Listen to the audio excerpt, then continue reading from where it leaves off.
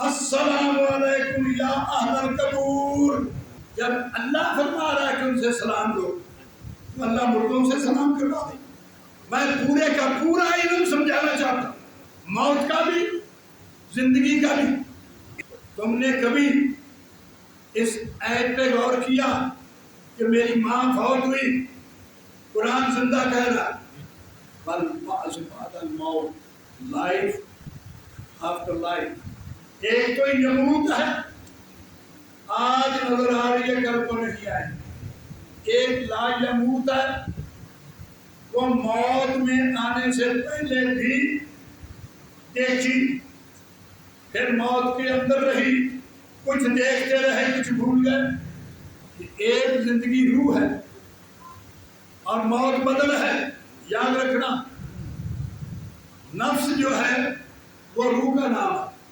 کسی مصیبت میں مبتلا ہو جاؤ، کسی بیماری میں مبتلا ہو جاؤ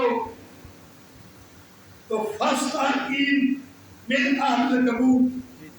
ہر روح نے، ہر نفس نے اس موت کا ذائقہ چکھنا. کوئی 50 سال، کوئی 60 سال.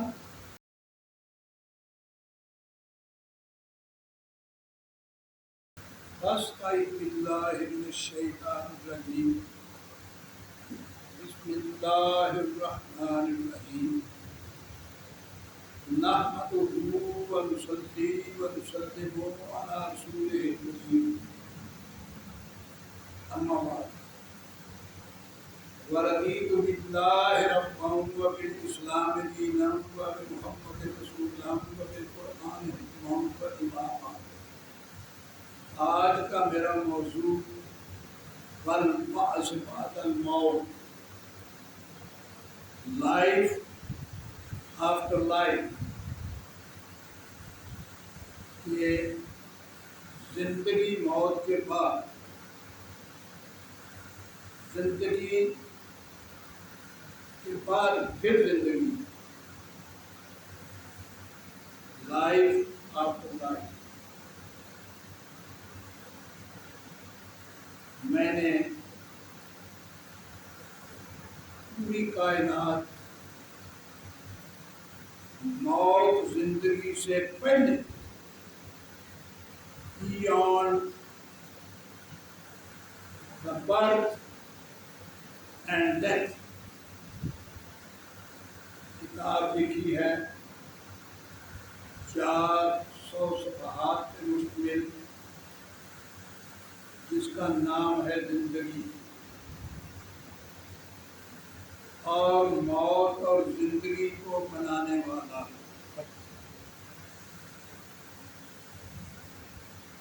یہ ہسٹری آف دا یونیورس، کائنات کی تاریخ لکھی ہے میں نے کہ کب سے شروع ہوئی. زندگی کا سائیکومیٹری، پیریڈ آف لائف، اجل المسمى، وقت مقررہ کتنا ہے اور کب سے ہے. موت کا سائیکومیٹری، اجل المسمى، پیریڈ آف لائف کتنا ہے، اس پہ ایک جامع القلوب کتاب لکھی ہے میں، جس میں سے آپ کو آج چند اقتباسات پیش کروں گا. قرآن مجید فرقان حمید میں اللہ رب العزت نے فرمایا کہ وَتَوَكَّلْ عَلَى الْحَيِّ الَّذِي لَا يَمُوتُ.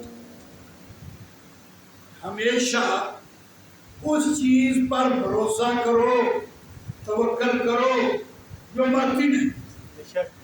لا یموت ہے، ایک تو یموت ہے، آج نظر آ رہی یہ کل کو نہیں آئیں گے۔ ایک لا یموت ہے، وہ موت میں آنے سے پہلے بھی دیکھی، پھر موت کے اندر رہی، کچھ دیکھتے رہے کچھ بھول گئے، اور جب موت سے باہر نکلے گی تو وہ پھر بھی اس کو دیکھتے رہے۔ اس کا مطلب یہ وَتَوَكَّلْ عَلَى الْحَيِّ الَّذِي لَا يَمُوتُ، اور سر فہرست دین کے، اسلام کے سر فہرست آپ کو جو دو ایمان پڑھائے سکھائے گئے، اگر ان ایمانوں پہ آپ کا ایمان نہیں ہے، آپ ان کو نہیں سمجھے اور ان پہ عمل نہیں کر رہے، تو آپ سمجھ جائیں بے ایمان ہے، چاہے صوفی کی شکل میں ہے، چاہے مولوی کی شکل میں ہے۔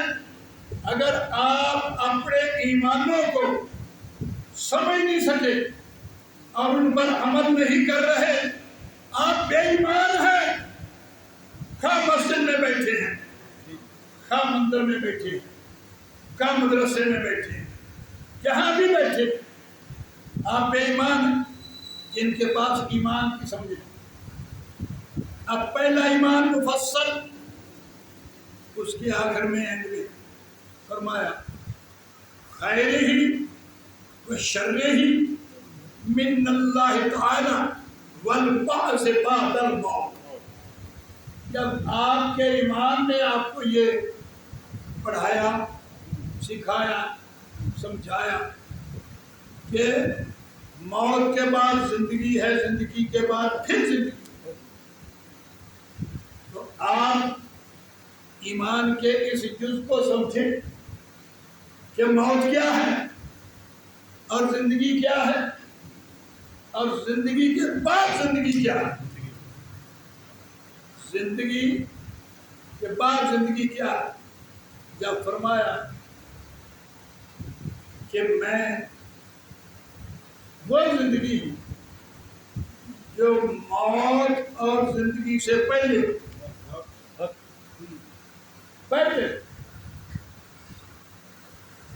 نہ سمجھے کہ ایک زندگی روح ہے اور موت بدل ہے۔ یاد رکھنا، جسم جو ہے قرآن نے اس کو قیامت اور موت کہا، یہ بدن موت ہے جس کے اندر زندگی رہ رہی ہے۔ زندگی اس وقت بھی تھی جب موت نہیں تھی۔ الستو بربکم اور قالوا بلی جب کہا تو زندگی نے زندگی سے بات کی۔ اس وقت رب انچارج، چیئرمین، سسٹینر اپنی رعایا باقی ارواح سے بات کر رہے ہیں۔ الستو بربکم قالوا بلی، یہ اس جہان کی بات ہے۔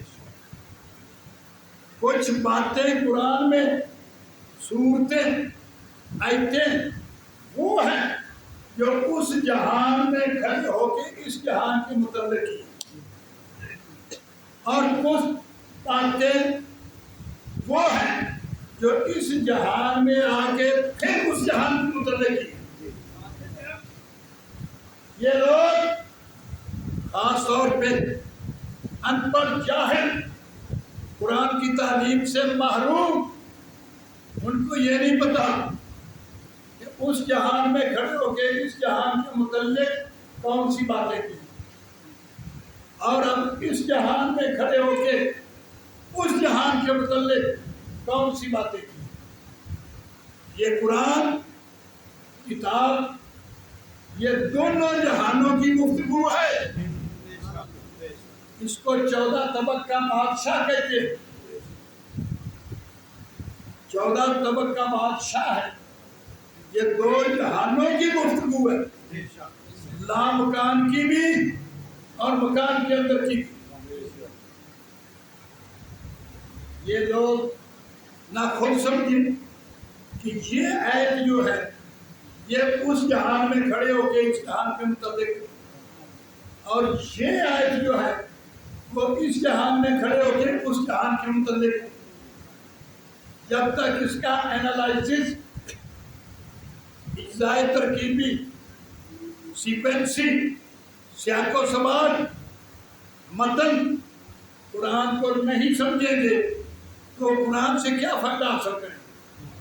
اسی لیے کوئی لاکھوں کروڑوں میں سے ایک ہے جو اس کتاب سے فائدہ اٹھایا اور اس کی تقدیر بدل گئی، وہ دونوں جہان کا شہنشاہ ہو گیا، وہ چشمہ فیض و پرگاز بن گیا۔ تو جو آدمی نفرت کی نظر سے ساری دنیا دیکھتی رہی، اب دیکھو اگر تم کہو کو محبت کی نظر سے دیکھا جاتا ہے، غلط ہے۔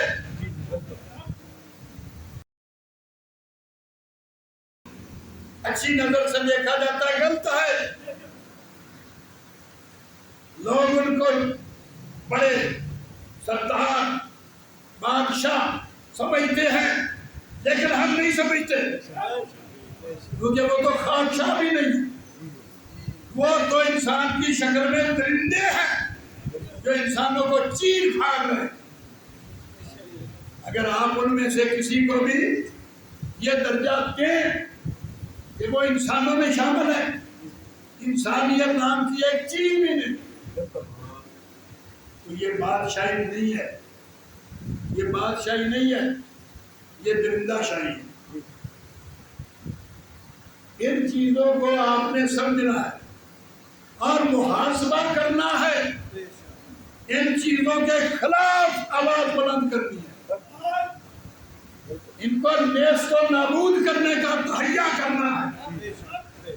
اگر تم تلوار سے ان کے ساتھ نہیں لڑ سکتے، ڈنڈے سے نہیں لڑ سکتے، اور کم از کم قرآن کو سامنے رکھ کے واسطہ تو دے سکتے ہو کہ ان درندوں کو ہمارے پیٹھوں سے اتارو، دفع کرو، یہ ذلیلوں نے ہمیں بھی ذلیل کر دیا ہے۔ یہ تو کر سکتے، دعا پر دعا تو کر سکتے۔ جب اللہ تعالیٰ نے فرمایا کہ دعا وَقَالَ لَا تَمُدَّعُونِي أَسْتَجِبْ لَكُمْ، اللہ نے فرمایا او بھائی تم میرے سے مانگو، دعا کرو، میں تمہاری دعا کو قبول کروں، قبول کروں۔ تو پھر آپ اتنا بھی نہیں کر سکتے کہ ظالم کے لیے دعا ہی مانگ لو اللہ سے، یہ بھی نہیں کر سکتے، تو پھر تم ظالم ہو۔ اگر مظلوم کو دیکھ کر تم اس کا تعاون نہیں کر سکتے، اس کے لیے نہیں لڑ سکتے، تو پھر تم ظالموں میں گنیں گے۔ یہ کیا کرو، رات کو دعا کیا کرو، اللہ سے عرض کیا کرو، ظالم سے جان چھڑانے کے لیے درخواست کیا کرو، اور اچھے لوگوں کے لیے بھی دعا کیا کرو، اچھائی کے لیے بھی دعا کرو، برائی کے لیے بد دعا کرو۔ تو موت جسم کا نام ہے، یاد رکھیں، کلو نفس ذائقۃ الموت، نفس جو ہے وہ روح کا نام ہے، موت بدن کا نام ہے۔ ہر روح نے، ہر نفس نے اس موت کا ذائقہ چکھنا ہے۔ کوئی 50 سال، کوئی 60 سال، کوئی 40 سال، کوئی 70 سال، جتنا بھی اس بدن میں وہ رہا اس موت کے ذائقے چکھتا رہا۔ ہر ایک نے ذائقہ چکھنا ہے موت کا، لیکن لوگ نہ سمجھے کہ یار ذائقہ کیا ہے اور چکھنے والا کون ہے اور کس سے چکھ رہا ہے۔ ذائقہ سے مراد کہ اس وجود کے اندر رہ کے آپ جو اچھے کام کر رہے اس کے ذائقے چکھ رہے اور جو برے کر رہے اس کے ذائقے چکھ رہے. موت کے اندر رہ کے تم ذائقے چکھ رہے ہو. کل نفس ذائقۃ الموت. ہر ایک نے موت کا ذائقہ چکھا. اب دیکھو کہ موت کے بعد زندگی، زندگی کے بعد اب کتنے لوگ ہوں گے اس جہان میں جو اس کنسپٹ کو سمجھتے ہوں گے کہ بھائی موت کے بعد زندگی اور زندگی کے بعد موت. نہ پتہ ہے موت کیا ہے.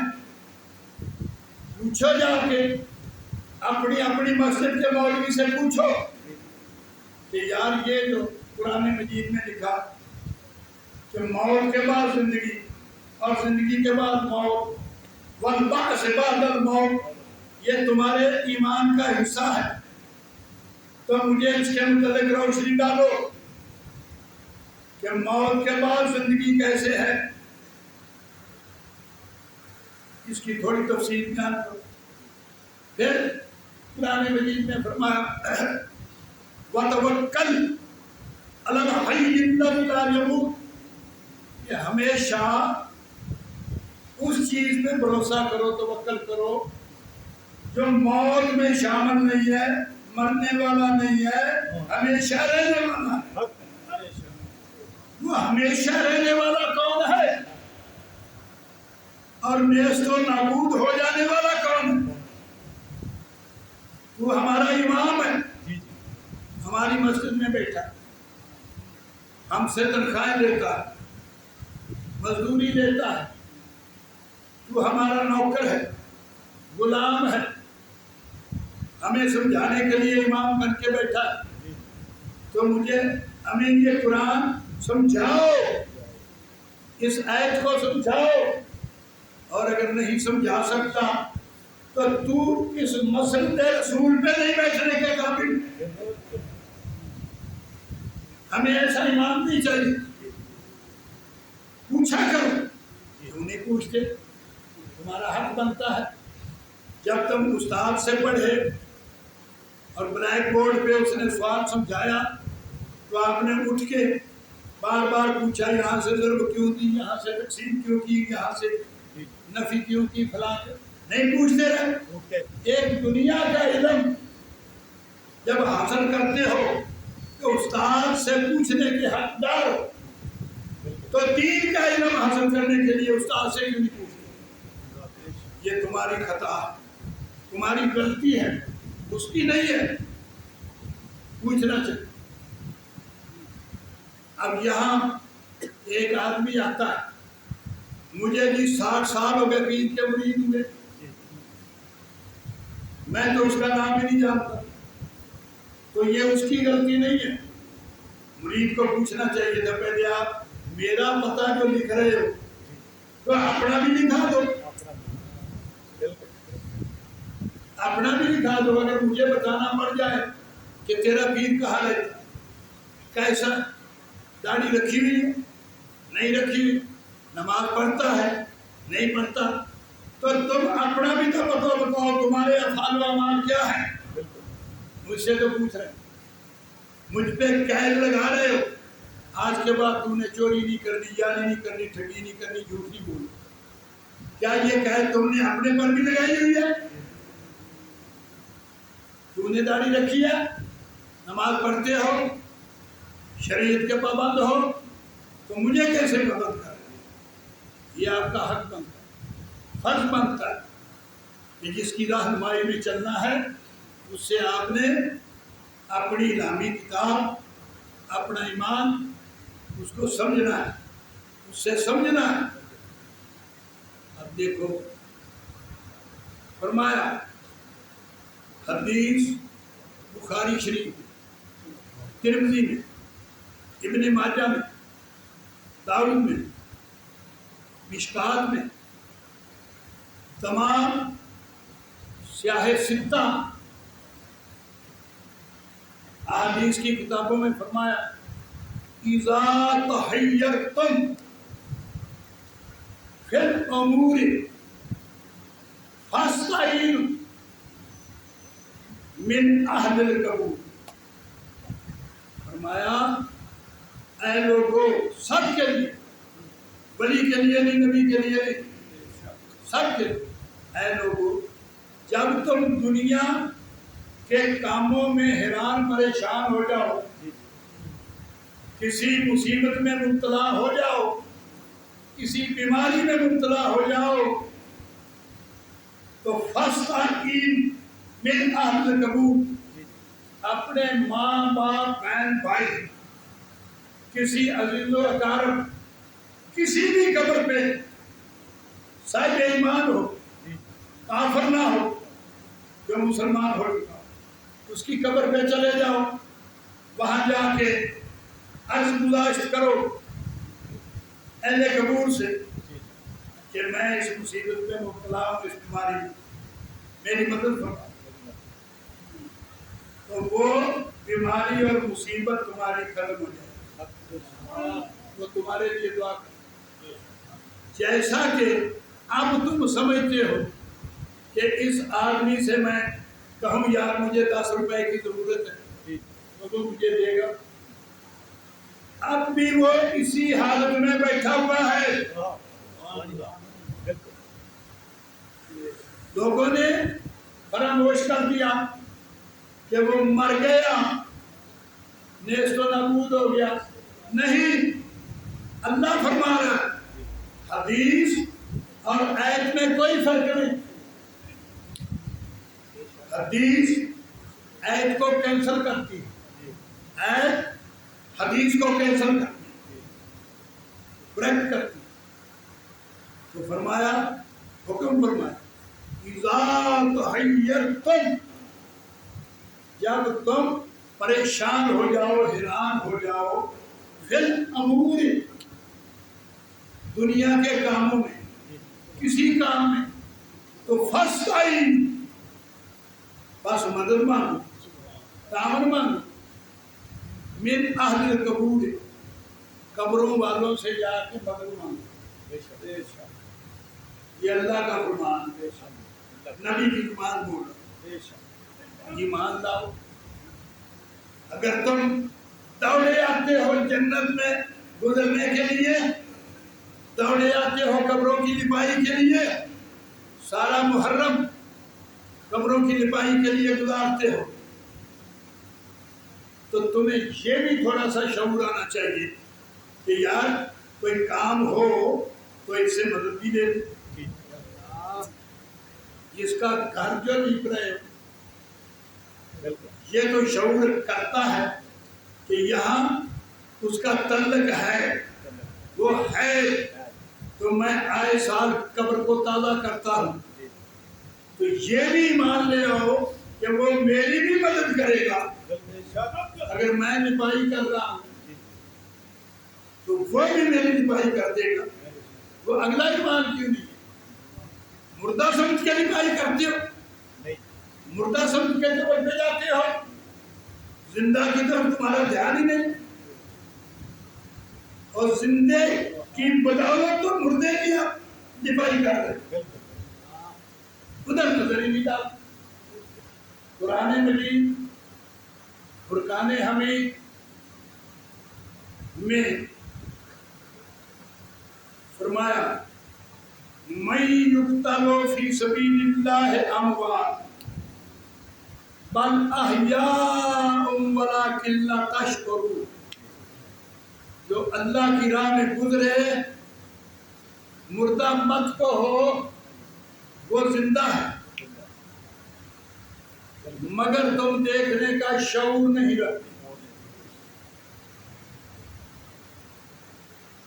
شعور نہیں رکھتے. ان کو دیکھ سکتے ہو، ان سے مل سکتے ہو، ان سے فیض حاصل کر سکتے ہو، لیکن شعور نہیں رکھتے. جو لوگ اللہ کی راہ میں گزرے، اللہ کی راہ میں مرے، ان کو مردہ مت کہو. بل احیاء، بلکہ وہ زندہ ہے. وَلَٰكِن لَا تَشْعُرُونَ، لیکن تم دیکھنے کا شعور نہیں کرتے. تم نے کبھی اس آیت پہ غور کیا کہ میری ماں فوت ہوئی، قرآن زندہ کہہ رہا ہے. میرا باپ فوت ہوا، قرآن زندہ کہہ رہا ہے. میرے بہن بھائی فوت ہوئے، قرآن زندہ کہہ رہا ہے. میرے دادا پردادا فوت ہوئے، قرآن زندہ کہہ رہا ہے. تو میں جو آگے سے زجر کیا ہے، اللہ نے ڈنڈا مارا ہے تیری بے شعوری پہ. کیا بے شعور ہے تو، یہ شعور کیوں نہیں حاصل کرتا کہ ان کو دیکھے؟ یہ سارے جو بیٹھے ہیں، بڑی بڑی ریش مبارک، بڑے بڑے توپ، بڑے بڑے صافے، بڑے بڑے فنے کھا بڑھ کے، کبھی آپ نے غور کیا رات کو دن کو کہ یار جب رب یہ فرما رہا ہے کہ تم ان کو دیکھو، شعور حاصل کرو، تو ہم اپنے مرشد سے وہ طریقہ اخذ کریں کہ ان کو دیکھ سکیں. تم نے نہ جرات کی، نہ تم نے یہ اس فیض کو حاصل کرنے کی کوشش کی. میں ایسے لوگوں کو پسند نہیں کرتا. میں پورے کا پورا علم سمجھانا چاہتا ہوں، موت کا بھی، زندگی کا بھی، اس جہان کا بھی، اس جہان کا بھی. اور کسی سے تخصیص نہیں کرتا کہ اس کے لیے میں ہندو سے ملوں یا نہ ملوں، سکھ سے ملوں یا نہ ملوں. میں کائنات کے ہر انسان سے ملوں گا اور اسے یہ فلسفہ بتاؤں گا جو میرے رب کا فلسفہ ہے. میں کوئی کسی مذہب کی، کسی ملت کی، کسی فرقے کی فیور تخصیص نہیں کروں گا. میں ہر ایک کو وہی فرقہ، وہی مذہب، وہی کتاب، وہی فلسفہ سکھانا پڑھانا چاہتا ہوں جو میرے مصطفیٰ کا.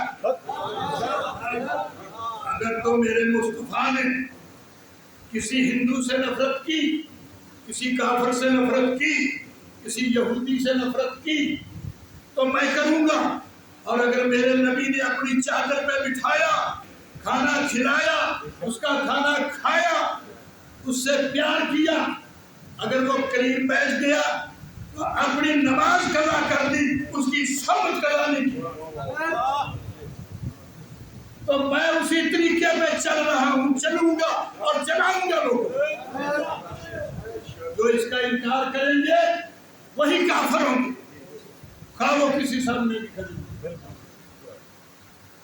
تو اللہ رب العزت نے فرمایا میں یقتل فی سبیل اللہ، جو لوگ، جو اشخاص اللہ کی راہ میں مرے، مڑے ادھر سے،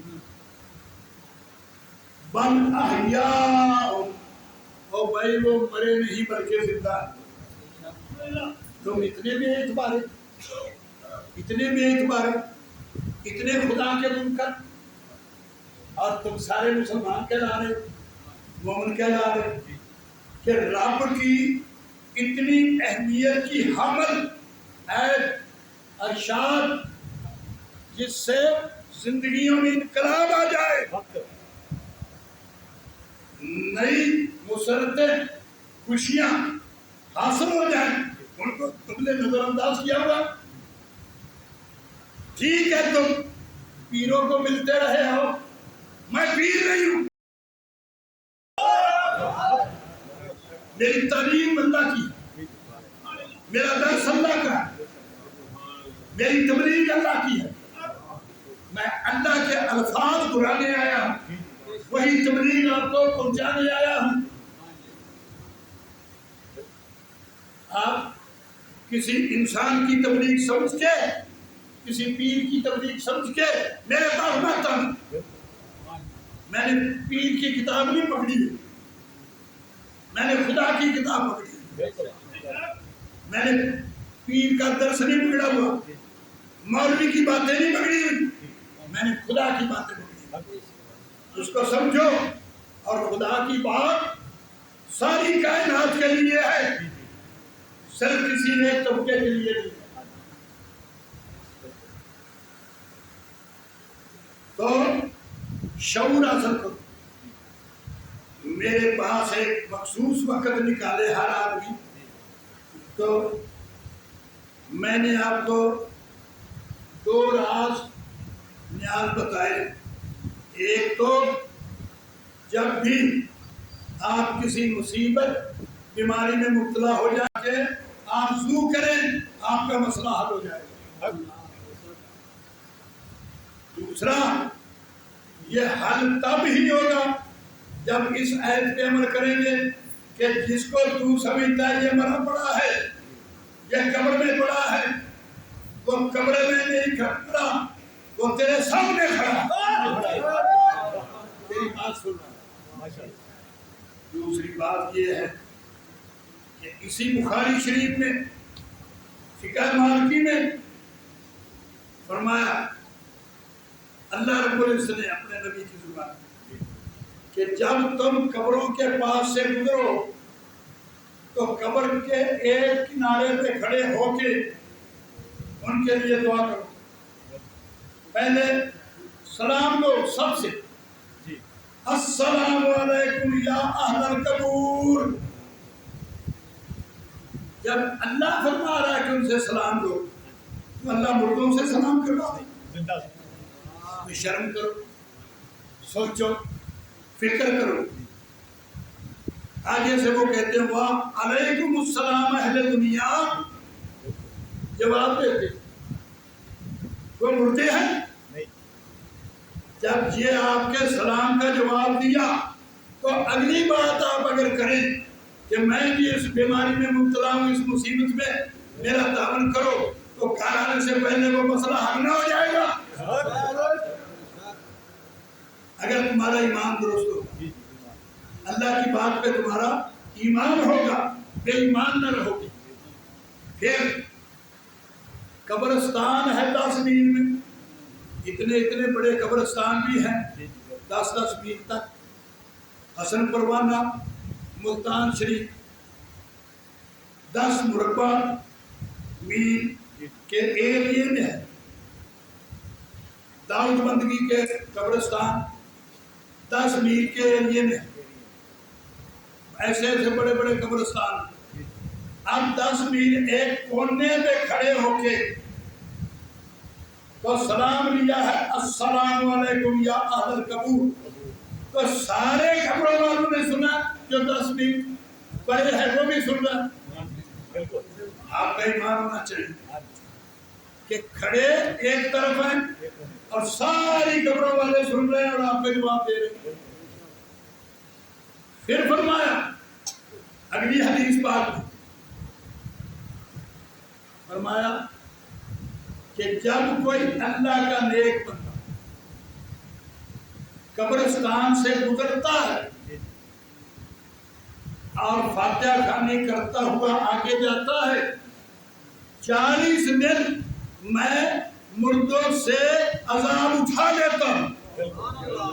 ان کے حساب کتاب عذاب ہو رہے ہوتے ہیں، اس نیک کی برکت سے ایک دفعہ گزرنے سے 40 دن میں ان کے عذاب ختم کر دیتا ہوں۔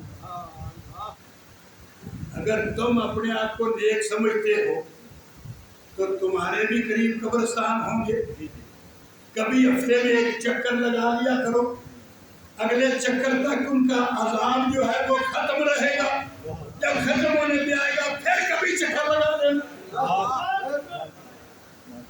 آپ بھی ان سے فائدہ حاصل کرو، ان کو بھی فائدہ دو، لیکن ایمان لاؤ، ایمان رکھو اللہ کے ارشادات پر، اللہ کے کلمات پر، اللہ کی ہدایات پر ایمان رکھو۔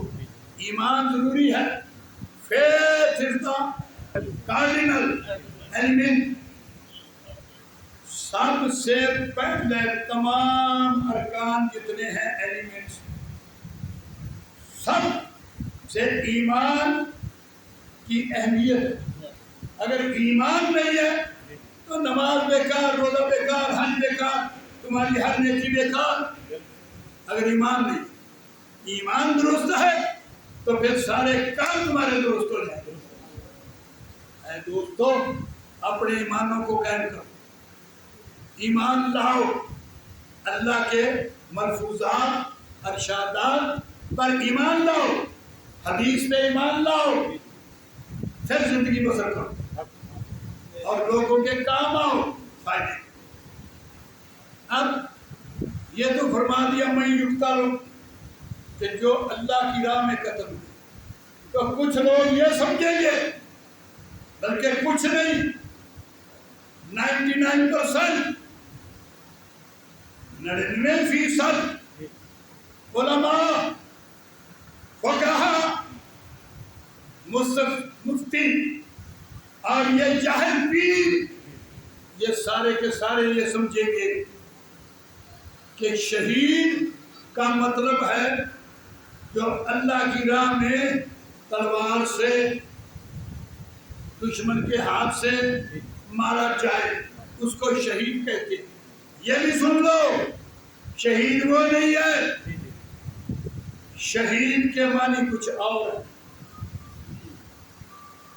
سورۃ الحدید اللہ تبارک تعالیٰ فرماتے ہیں والذین آمنوا باللہ ورسلہ اولئک هم الصدیقون والشہداء عند ربہم، جنہوں نے صرف اللہ کو مان لیا